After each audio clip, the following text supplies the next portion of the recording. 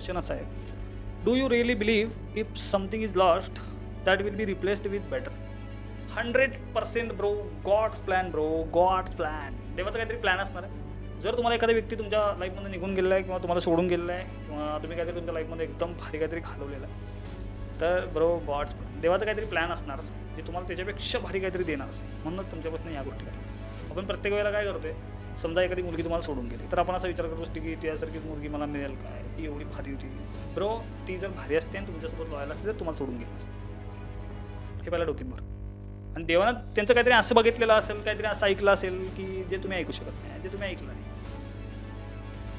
आणि एक लक्षात ठेवा, तुम्ही देवाकडे जर सारखं एखाद्या व्यक्तीला मागताय, एखाद्या व्यक्तीला लई वेळा मागताय, देवाकडे प्रार्थना करताय, तरीसुद्धा देव तुम्हाला जर ती व्यक्ती देत नसेल परत, तर विचार करा ती व्यक्ती तुमच्यासाठी किती वाईट आहे, किती घाण. आणि दुसरी गोष्ट, everything happens for a reason.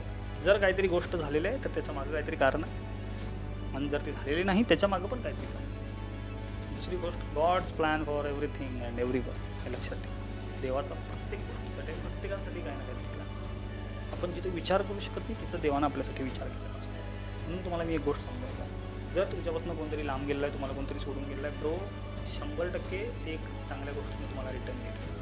100% तुमच्याकडे त्याच्यापेक्षा भारी काहीतरी देव देणार असेल, किंवा त्यांची लायकी नसेल तुमच्यासोबत लॅम्बॉर्गिनीमध्ये बसण्याची, त्यांची लायकी नसेल तुमच्यासोबत BMW मर्सिडीजमध्ये बसण्याची, किंवा त्यांच्या ते कर्मात लिहिलं असेल की ब्रो तुम इतना सक्सेस नाही झेल सकते उन लोगों के साथ, म्हणून त्यांना तुमच्यापासून लांब केला असेल. समजलं?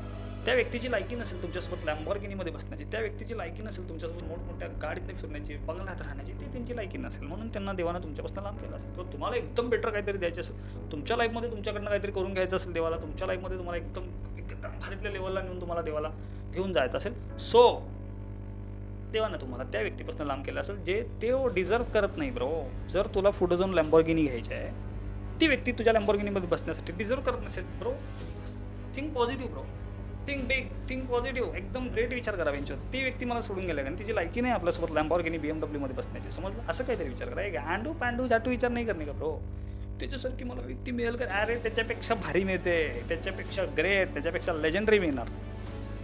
You focus on your future, you focus on your girl, you focus on your career. तुम्ही काहीतरी चांगलं करून दाखवा, तुम्ही काहीतरी ग्रेट करून दाखवा. एकदा एक लक्षात ठेवा, जर एखादी व्यक्ती तुम्हाला सोडून गेला, no second chance bro, no second chance, no.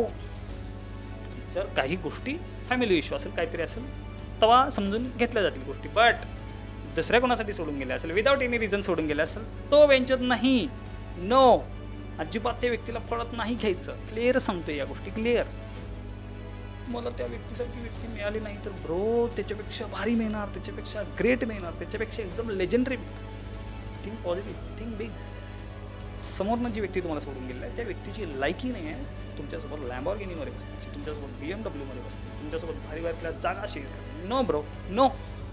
असं काहीतरी विचार, स्वतःला मोटिवेट करा. आणि हे सगळं विचार करत बसण्याचा वेळ त्याच लोकांकडे आहे ज्या लोकांकडे आपला एक गोल नाही, ज्या लोकांना लाईफमध्ये काही करायचंच नाही, ज्या लोकांना लाईफमध्ये काहीतरी कुछ तो बहुत बडा उखाडणं आहे, कुछ तो बहुत बडा करणं आहे, त्या लोकांना ह्या गोष्टींसाठी वेळच नाही. मी क्लिअर सांगतो, त्या लोकांना ह्या गोष्टींसाठी वेळच नाही. ती लोकं आपल्या पूर्णपणे गोलवर फोकस आहे, ती लोकं आपल्या पूर्णपणे करिअरवर फोकस आहे, ती लोकं एकदम लेझर फोकस लावून आपली कामं करत आहेत, आपली गोल अचीव करत आहेत. आपल्याला जे लाईफमध्ये काय पण आपल्याला अचीव करायचं आहे ते अचीव करत आहेत ते लोक. त्यासाठी तिने काम करत आहेत, त्यासाठी दिवस रात्र एकत्र करून मेहनत करत आहेत, हार्डवर्क करतात. रडत तोच बसते ज्याच्याकडे गोल नाही आहे, आणि ज्याच्याकडे गोल आहे, ज्याच्याकडे स्वप्न आहे, ज्याला काहीतरी लाईफमध्ये करायचं आहे, तो व्यक्ती कधीच रडत बसत नाही. समजलं? या गोष्टी समजल्या असतील तर चॉईस इज युअर्स. शेवटी त्या व्यक्तीला एक्सेप्ट करायचं किंवा त्या व्यक्तीसाठी रडत बसायचं किंवा आपली जिंदगी स्पॉईल करून घ्यायचं, आपली लाईफ स्पॉईल करून घ्यायचं त्या व्यक्तीसाठी रडत बसून, तर मला असं वाटतं ह्याच्यापेक्षा चुती हरकत काहीच नाही, ह्याच्यापेक्षा फालतूगिरी काहीच नाही. जर तुम्हाला तुमच्या लाईफमध्ये ग्रो व्हायचं असेल तो bro focus on your goal, focus on your future, focus on your career, आणि एकदम लेझर फोकस करा आणि तुमच्या लाईफमध्ये एवढं भारी काहीतरी करून दाखवा, एवढं भारी काहीतरी करून दाखवा, समोरच्यांची गांड फाटली पाहिजे की मी ह्यानं का सोडलं. रिग्रेट करून दाखवा ब्रो, रिग्रेट करून. जर लाईफमध्ये अशा काही गोष्टी करायच्या असतील, लाईफमध्ये एकदम crazy monster mentality, monster mindset बनवायचं असेल, मोटिवेट राहायचं असेल, लाईफमध्ये ग्रो व्हायचं असेल, कॉन्फिडन्स बिल्ड करायचं असेल, काही लाईफमध्ये अचीव करायचं असेल, तो बेटा मेरे पेज को फॉलो करा. माझ्या ह्या यूट्यूब चॅनलला सबस्क्राईब करून घ्या. इथे मी इंस्टाग्राम ID देते, इंस्टाग्रामवर पण मी एकदम फाड कंटेंट अपलोड करत असते डेली. तर इथं इंस्टाग्रामला सुद्धा फॉलो करून घ्या आणि हा व्हिडिओ कसा वाटला मला कमेंट करून सांगा आणि लाईक करा आणि भरपूर लोकांपर्यंत शेअर करा ज्यांना ह्या व्हिडिओची गरज आहे. रडायचं नाही ब्रो, लढायचं. आपण लढायसाठी जन्म, आपण एकदम क्रेझी लेजेंडरी काहीतरी करायसाठी जन्माला आलो, त्याच्यामुळे रडत नाही. बस काहीतरी करून दाखवायचं, सोडलं गेलं आहे तर सिद्ध व्हायचं, रडत नाही. बस व्हिडिओ आवडला असेल तर लाईक करा, कमेंट करा, शेअर करा, चॅनलला सबस्क्राईब करून घ्या आणि माझ्या इंस्टाग्राम आय डी इंस्टाग्रामला फॉलो करा. Thank you so much.